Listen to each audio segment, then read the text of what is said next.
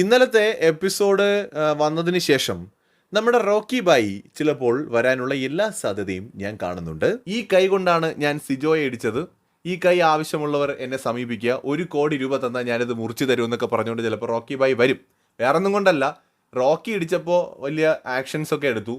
അപ്പോൾ സ്വാഭാവികമായിട്ട് റസ്മിൻ അടിക്കുമ്പോഴും ആക്ഷൻസ് എടുക്കണം. അതിൻ്റെ തീവ്രത നമ്മൾ അളക്കാൻ നിന്ന് കഴിഞ്ഞാൽ പ്രശ്നമാണ്. കാരണം റോക്കി ഇടിച്ചത് ഒന്നൊന്നര ഇടി തന്നെയാണ്. അത് പാവം സിജോ ഇപ്പോഴും വെച്ച് അനത്തുന്നുണ്ട്. പക്ഷേ റസ്മിൻ ചെയ്തതും ഒരു ഫിസിക്കൽ അറ്റാക്ക് തന്നെയാണ്, ഫിസിക്കൽ അസോൾട്ട് തന്നെയാണ്. അപ്പോൾ അതിനകത്ത് അതിൻ്റെ ഇൻറ്റൻസിറ്റി നോക്കിയിട്ട്, അല്ലെങ്കിൽ അത് തീവ്രത കുറഞ്ഞതാണ്. ഇത് മറ്റേ ഭൂകമ്പമൊന്നും അല്ലല്ലോ റിക്ടർ സ്കെയിലിൽ അളന്ന് നോക്കിയിട്ടൊക്കെ നമുക്ക് പണിഷ്മെൻറ്റ് കൊടുക്കാൻ. സംഗതി നടന്നത് രണ്ടും വളരെയധികം പ്രവോക്കായിട്ട് ആക്രമിക്കുക എന്ന ഉദ്ദേശത്തോടു കൂടി നടന്ന ആക്ഷൻസ് ആണല്ലോ. അപ്പോൾ സ്വാഭാവികമായിട്ട് ഇവിടെ സ്വീകരിക്കേണ്ട നടപടിയും ഏതാണ്ട് ഒരേ നടപടി ആയിരിക്കണം. റോക്കിയുടെ കാര്യത്തിലെടുത്ത നടപടി തന്നെ സ്വീകരിക്കണം. ഇതിൽ ഏറ്റവും വലിയ കോമഡി എന്ന് പറഞ്ഞാൽ ജാസ്മിൻ ജിൻഡോയെ അടിച്ച കേസ്. ജാസ്മിൻ ജിൻഡോയെ അടിച്ചോ എന്ന് പറഞ്ഞിട്ട് നമ്മൾ കളഞ്ഞ സാധനമാണ്.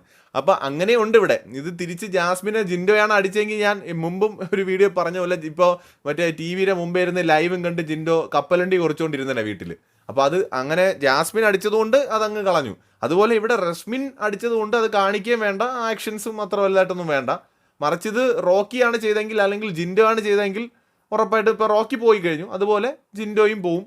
അപ്പോൾ ആ ഒരു ഡബിൾ സ്റ്റാൻഡ് തീർച്ചയായിട്ടും മാറ്റണം എന്നാണ് ഒരു റിക്വസ്റ്റ് എനിക്കുള്ളത്. കാരണം അത് ആൾക്കാർക്ക് ഡൈജസ്റ്റ് ആവത്തില്ല കേട്ടോ. വളരെ മോശമാണത്.